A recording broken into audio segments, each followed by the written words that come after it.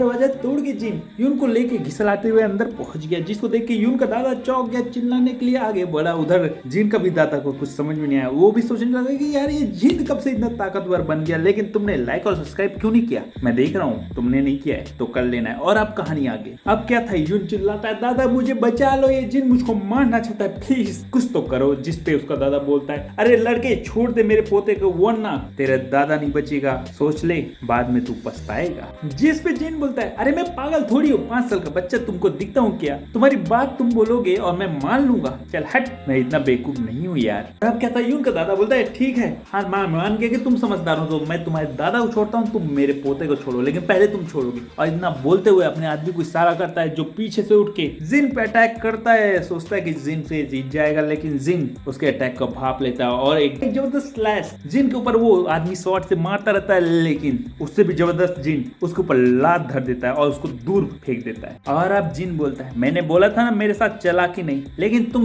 दादा और पोतों को समझ में नहीं आता, अब इसका नतीजा तुम्हारे पोते को मिलने वाला है। और इतना कह के उसको एक जबरदस्त लात हमारे पीछे फेंक देता है और वो जाके सीधा सीढ़ियों में टकरा जाता है और उसका हड्डी पसली टूट जाता है, जिसको देख के उसका दादा दर्द से कराता है और तड़प के चिल्लाते हैं पोते ठहर जा, मैं तेरा बदला लेके रहूंगा। और इतना बोल के वो फॉर्मेशन मास्टर को इशारा करता है और अटैक करने के लिए तैयार करता है, जिसपे फॉर्मेशन मास्टर भी फॉर्मेशन को एक्टिवेट करने लगता है। जिन उसको देख लेता है और वो देखता है कि यार ये तो फॉर्मेशन बच्चों का खेल है। उसको जिन देख लेता है और तुरंत सतर्क होकर उस फॉर्मेशन की आई को देखता है और जैसे ही formation model master sorry model नहीं मास्टर वो शॉर्ट स्पीड टेक्निक से अटैक करता है और यून के दादा की मदद करता है। वो भी उसके साथ अटैक करने के लिए आगे बढ़ता है, लेकिन इधर तो हैक हो चुका रहता है, फॉर्मेशन भाई हैक हो चुका रहता है। जिन उस फॉर्मेशन को कंट्रोल कर लेता है और उसके शॉर्ट स्पीड टेक्निक को उल्टा उसी के ऊपर छोड़ देता है, जिसको देख के वो दोनों हैरान हो जाते हैं और अब दादा उसका पीछे भागने लगता है। इधर जिन का भी दादा ये देख के समझ नहीं पाता कि ये फॉर्मेशन को कब से सीख गया है, वो भी चौंक जाता है। लेकिन अब जितने भी स्पीड शॉट रहते हैं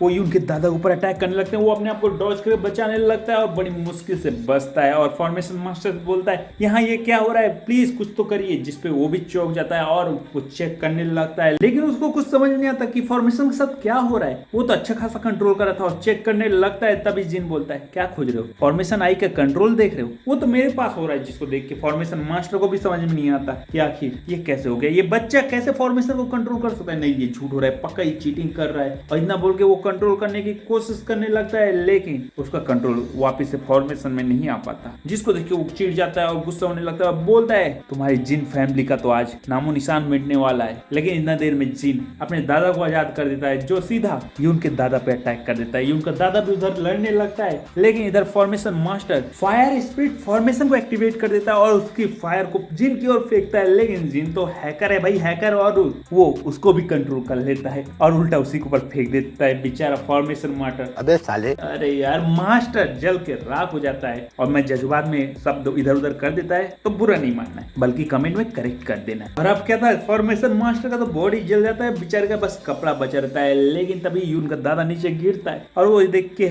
चौंक जाता है कि फॉर्मेशन मास्टर मारा गया है, लेकिन वो भी तो हार चुका रहता है। लेकिन उसको गुस्सा नहीं आता, वो हंसने लगता है। अब तो जिन फैमिली का नामो निशान पक्का खत्म होने वाला है, ये बोलने लगता है। जिसपे दादा जिन का पूछता है तुम्हारा क्या मतलब है, जिसपे वो बोलता है तुम्हें पता है कि जिन ने किसको मारा है। ये कोई मामूली फॉर्मेशन मास्टर नहीं है, ये ब्लैक ड्रैगन वैली का फॉर्मेशन मास्टर है। जिसको सुन के वो भी चौंक जाता है, लेकिन वो उनके दादा का काम तमाम कर देता है और बोलता है जो होगा देखा जाएगा। और अब क्या था, इतने में जिन पूछता है कि आखिर ये कौन है, जिसपे उसका दादा बोलता है तुम्हें टेंशन लेने की जरूरत बिल्कुल नहीं है, ये तो सिर्फ बैंडेज है जो लूट मचाते हैं, इससे डरने की हमको कोई जरूरत नहीं है। लेकिन एक बात बताओ, तुम्हें ये फॉर्मेशन की टेक्निक कहाँ जाती है और इतने अच्छे लड़ने की टेक्निक कब सीख ली है तुमने, मेरे को और इसके बारे में पता क्यों नहीं है। जिसको सुन के वो शायद बेहोश होने का नाटक करता है या सच में थक के बेहोश हो जाता है, हमको नहीं पता है। लेकिन सीन बदलता है, घर में जिन को जिन का दादा लेके पहुंच जाता है और वो डॉक्टर को दिखाता रहता है, लेकिन डॉक्टर बताता है कि कोई टेंशन वाली बात नहीं है, थक के बेहोश हो गया है, ज्यादा स्पिरिचुअल एनर्जी यूज कर लिया है, इसलिए अभी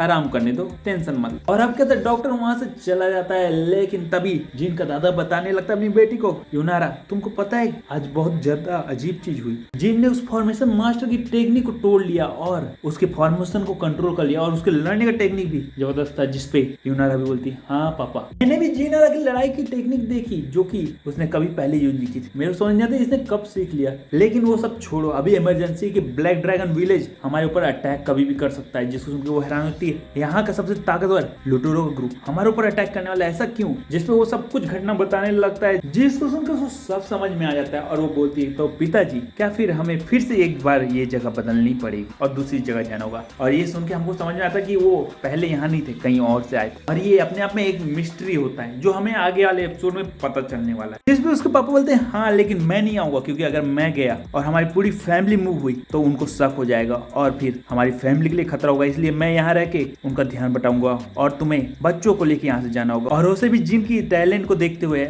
मुझको लगता है कि उसको यहाँ से जाना ही होगा, वरना यहाँ रह के उसका टैलेंट व्यर्थ होगा। तो मैं उम्मीद करता हूँ कि तुम उसे लेके आज रात यहाँ से निकल जाओगे, क्योंकि आने वाले 5 दिन के अंदर वो लुटेरे कभी भी हमला कर सकते हैं और हमारे पास समय नहीं है कि हम उनसे लड़ सकते हैं या फिर बच के चुपचाप निकल सकते। और इसीलिए जिन को मैं तुम्हारे हवाले करता हूँ, उसके भविष्य की जिम्मेदारी तुम्हें सौंपता हूँ। हाँ मैं जानता हूँ मैं अच्छा बाप बन नहीं पाया हूँ, लेकिन फिर भी मैं ये उम्मीद करता हूँ। और इसी के साथ ये एपिसोड खत्म होता है। मैं अगले एपिसोड में मिलता हूँ, अगर तुमने कमेंट में लिख दिया कि नेक्स्ट एपिसोड, क्योंकि मेरे को भी तो पता होना चाहिए कि तुम्हें अगला एपिसोड देखना है, वरना मैं फालतू में थोड़ी डालने वाला है। जब लाइक और कमेंट मिलेगा तो मैं जरूर डाल देगा और इसी साथ में चलता है।